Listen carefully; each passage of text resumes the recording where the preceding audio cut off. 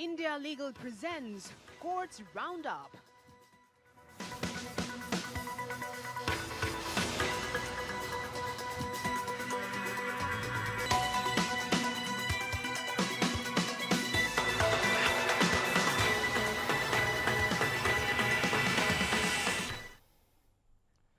नमस्कार, मैं हूं आपके साथ कुमार कुणाल धीरज। कोर्ट्स राउंड अप में आपका स्वागत है। इस बुलेटिन में अगले आधे घंटे तक हम आपको कोर्ट से जुड़ी तमाम छोटी से बड़ी खबरों से अप टू डेट करवाएंगे।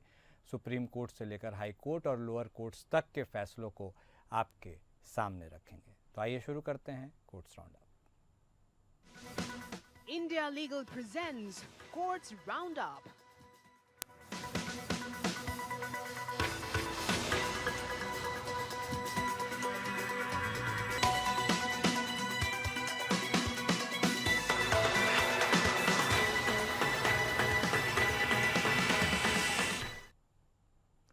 सुप्रीम कोर्ट ने आज एक जनहित याचिका पर सुनवाई से इनकार कर दिया, जिसमें पहलगाम आतंकी हमले की जांच के लिए न्यायिक आयोग के गठन का निर्देश देने की मांग की गई थी। इस हमले में 27 लोग मारे गए थे। कोर्ट ने याचिकाकर्ताओं को फटकार लगाते हुए कहा कि उन्होंने बिना सोचे समझे याचिका दायर की है, जो सुरक्षा बलों का मनोबल तोड़ने वाला है। न्यायमूर्ति सूर्यकांत ने कहा कि ऐसी याचिका दायर करने से पहले जिम्मेदारी दिखाएं। आपके देश के प्रति भी कुछ कर्तव्य हैं। इस तरह आप इस मुश्किल समय में सुरक्षा बलों का मनोबल तोड़ने की कोशिश कर रहे हैं। आप चाहते हैं कि रिटायर्ड सुप्रीम कोर्ट के जज जांच करें। हाई कोर्ट और सुप्रीम कोर्ट के रिटायर्ड जज जांच के विशेषज्ञ कब से हो गए? हमें बताएं, हमें जांच की विशेषज्ञता कब से चाहिए? हम केवल विवादों का फैसला करते हैं। हमें ऐसा आदेश पारित करने के लिए न कहें। एक याचिकाकर्ता की ओर से पेश हुए व्यक्ति के अनुरोध पर जस्टिस कांत और एन कोटेश्वर सिंह की पीठ ने याचिका वापस लेने की अनुमति दे दी। साथ ही जम्मू कश्मीर के बाहर पढ़ रहे जम्मू कश्मीर के छात्रों के मुद्दे पर हाई कोर्ट जाने की छूट भी दे दी। याचिका में पर्यटन स्थलों पर सुरक्षा के न्यूनतम मानकों को सुनिश्चित करने, हमले की जांच के लिए एक्शन प्लान तैयार करने और प्रेस काउंसिल ऑफ इंडिया को हमले के संबंध में सही और निष्पक्ष रिपोर्टिंग सुनिश्चित करने का निर्देश देने की मांग की गई थी।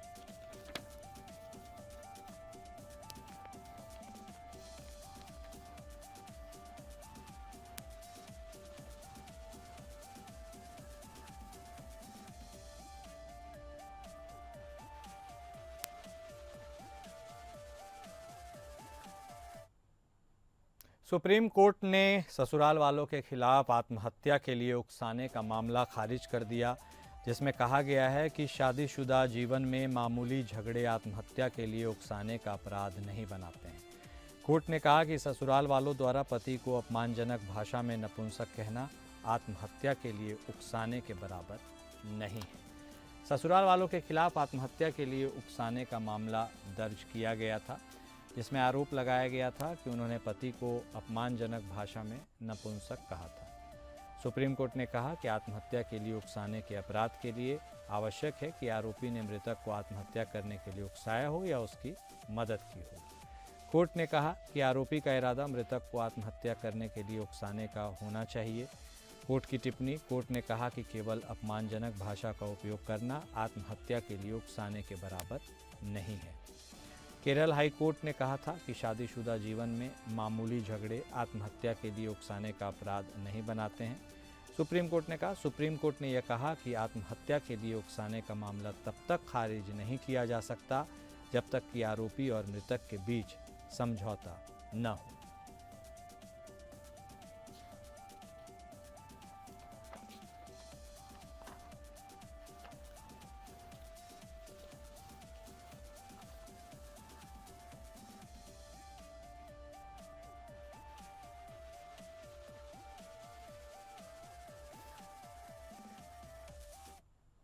सुप्रीम कोर्ट ने हाल ही में एक महत्वपूर्ण फैसले में कहा है कि बीमा मुआवजे का निर्धारण करते समय मृतक के पति को केवल इसलिए आश्रित नहीं माना जा सकता है क्योंकि वह एक सक्षम व्यक्ति है।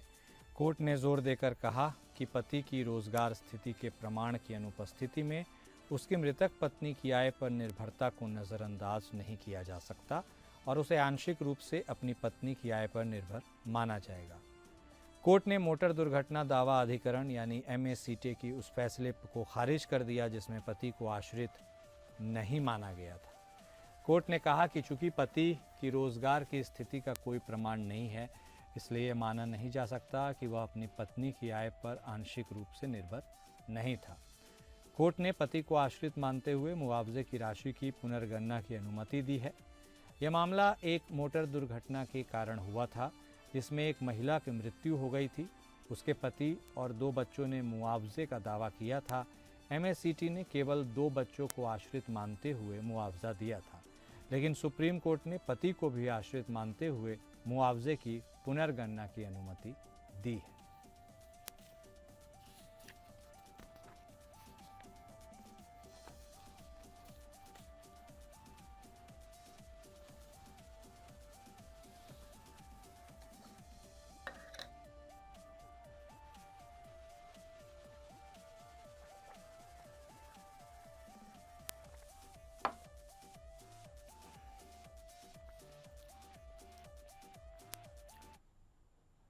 सुप्रीम कोर्ट ने दिल्ली के हौज खाज में स्थित AN झा डियर पार्क से हिरणों को राजस्थान के जंगलों में स्थानांतरित करने पर रोक लगा दी है।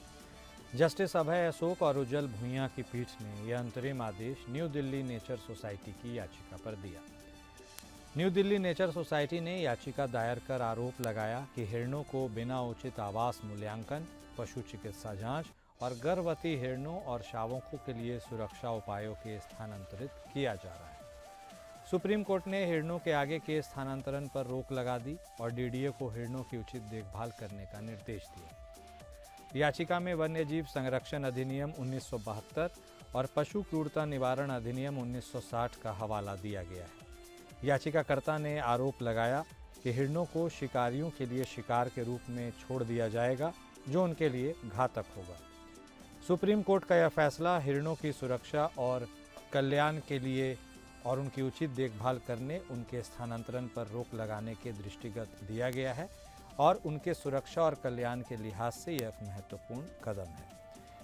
अब देखना यह है कि DDA इस आदेश का पालन करता है और हिरणों की सुरक्षा के लिए क्या कदम उठाता है।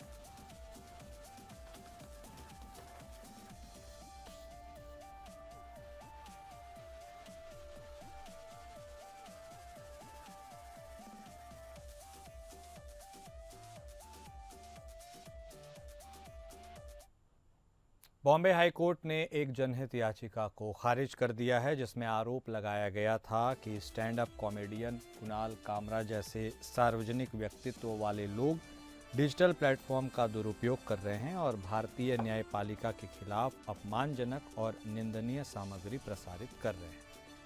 कोर्ट ने याचिका को खारिज कर दिया क्योंकि याचिकाकर्ता ने पहले से उपलब्ध कानूनी उपायों का उपयोग नहीं किया था। कोर्ट ने कहा है कि याचिकाकर्ता के पास सूचना प्रौद्योगिकी यानी प्रक्रिया और सुरक्षा नियम 2009 के तहत प्रभावी उपाय उपलब्ध हैं, न्यायिक रूप से लागू नहीं किया जा सकता है। कोर्ट ने याचिकाकर्ता को सक्षम प्राधिकारी के समक्ष जाने और सरकारी अधिकारियों से जानकारी मांगने की अनुमति दी है। यह मामला कुणाल कामरा के खिलाफ एक जनहित याचिका के रूप में दायर किया गया था, जिसमें आरोप लगाया गया था कि वह अपने डिजिटल प्लेटफॉर्म का उपयोग कर न्यायपालिका के खिलाफ अपमानजनक और निंदनीय सामग्री प्रसारित कर रहे हैं। याचिकाकर्ता ने दावा किया था कि कामरा के बयान और सामग्री न केवल व्यक्तिगत असहमति के रूप में बल्कि एक व्यावसायिक रणनीति का हिस्सा हैं, जिसका उद्देश्य विवाद को बढ़ावा देना और ऑनलाइन ट्रैफिक और विज्ञापन राजस्व अर्जित करना है।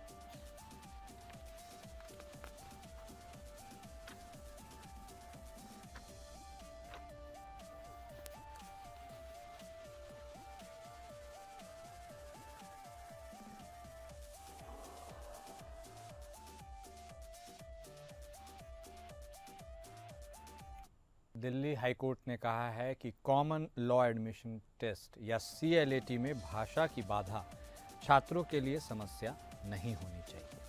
कोर्ट ने NLU के कंसोर्टियम को 8 सप्ताह के भीतर इस मुद्दे पर ठोस निर्णय लेने का निर्देश दिया है। कोर्ट ने कहा है कि CLAT परीक्षा में भाषा की बाधा छात्रों के लिए समस्या नहीं होनी चाहिए। कोर्ट ने NLU कंसोर्टियम को 8 सप्ताह के भीतर इस मुद्दे पर ठोस निर्णय लेने का निर्देश दिया है।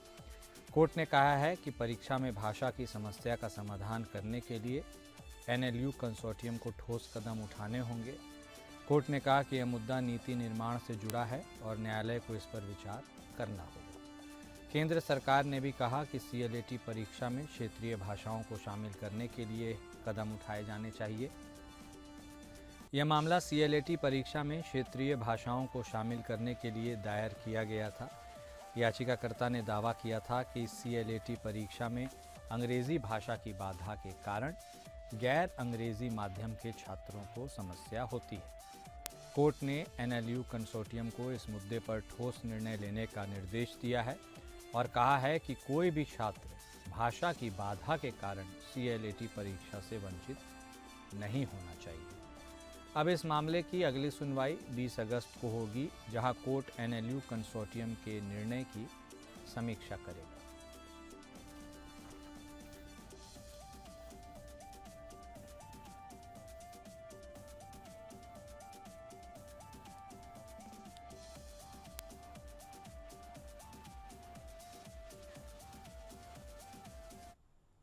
दिल्ली हाई कोर्ट ने राष्ट्रीय परीक्षण एजेंसी और जेईई एडवांस को नोटिस जारी कर जेईई मुख्य 2025 परीक्षा में कथित व्यवस्थित खामियों और विसंगतियों की जांच की मांग वाली याचिका पर जवाब मांगा है।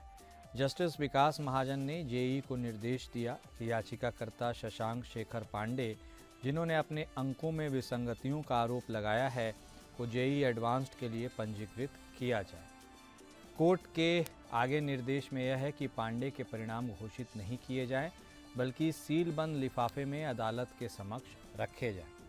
कोर्ट ने स्पष्ट किया है कि इस मामले में अंतरिम निर्देश इस याचिका के परिणाम के अधीन है। कोर्ट ने मामले को आगे की सुनवाई के लिए 25 जुलाई को सूचीबद्ध किया है। पांडे ने हाईकोर्ट का दरवाज़ा खटखटाया था। पांडे ने कहा, मैंने 46 प्रश्नों का प्रयास किया। फिर कुछ दिनों बाद एक रिस्पॉन्स शीट आई जिसमें कहा गया कि मैंने केवल 29 प्रश्नों का प्रयास किया। ऐसा लगता है कि उन्होंने इन नंबरों को मिला दिया है। मेरे पास कोई उपाय नहीं है, यह मेरा आखिरी प्रयास है। पिछले साल मुझे 90 परसेंटाइल मिले थे। मैंने इस परीक्षा के लिए 4 साल तक तैयारी की है। पंजीकरण की समय सीमा कल समाप्त हो रही है। एनटीए ने तर्क दिया कि परीक्षा में कोई मानवीय हस्तक्षेप नहीं है और पूरी प्रक्रिया नेशनल इंफॉर्मेटिक्स सेंटर द्वारा की जाती है। जस्टिस महाजन ने कहा कि ऑडिट लॉग को देखे बिना इस मामले का समाधान नहीं किया जा सकता और उन्हें इसके लिए समय की आवश्यकता है।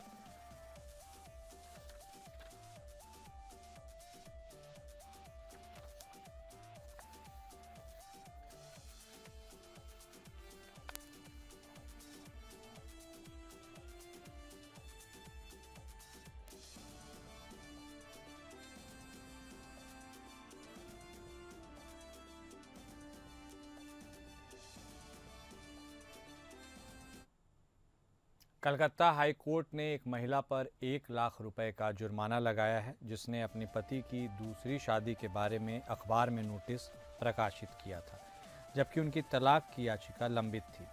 जस्टिस सुप्रतिम भट्टाचार्य ने कहा कि इस नोटिस से पति की प्रतिष्ठा और अच्छी छवि खराब हुई है और यह मानहानि के समान है। महिला ने 2 बार अखबार में नोटिस प्रकाशित किया, जिसमें दावा किया गया है कि उसके पति दूसरी शादी करने की योजना बना रहे हैं। कोर्ट ने कहा कि महिला ने बिना किसी तथ्यात्मक आधार के नोटिस प्रकाशित किया, जो मानहानि के समान है। हाईकोर्ट ने महिला पर 1 लाख रुपए का जुर्माना लगाया, जबकि पहली अपीलीय अदालत ने 2 लाख रुपए का जुर्माना लगाया था। महिला का प्रतिनिधित्व करने वाले वकील का तर्क था कि उसका इरादा पति को बदनाम करने का नहीं था। पति ने महिला पर मानहानि का आरोप लगाया और 50 लाख रुपए का मुआवजा मांगा। कलकत्ता हाईकोर्ट का यह फैसला इस बात पर जोर देता है कि बिना तथ्यों के लगाए गए आरोप न केवल मानहानि का कारण बन सकते हैं, बल्कि कानूनी परिणाम भी भुगतने पड़ सकते हैं। इस मामले में महिला को अपने पति की प्रतिष्ठा को नुकसान पहुंचाने के लिए मुआवजा देना होगा।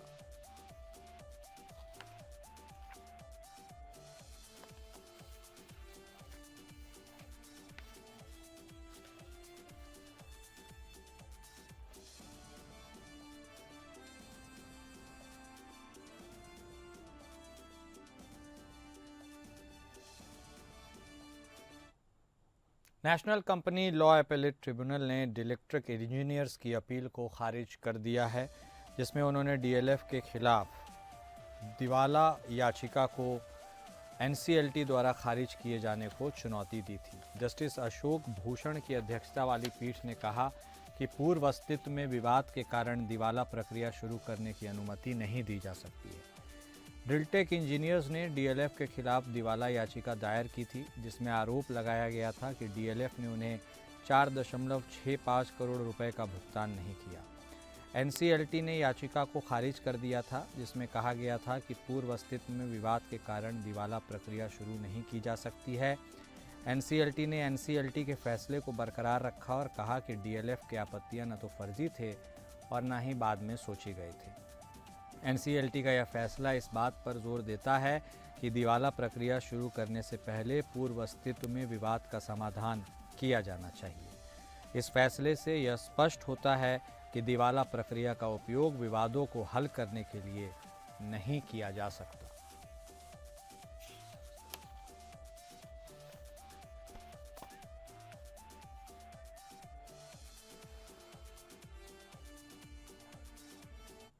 और कोर्ट्स राउंड अप में अभी के लिए बस इतना ही। नमस्कार। India Legal presents Courts Roundup.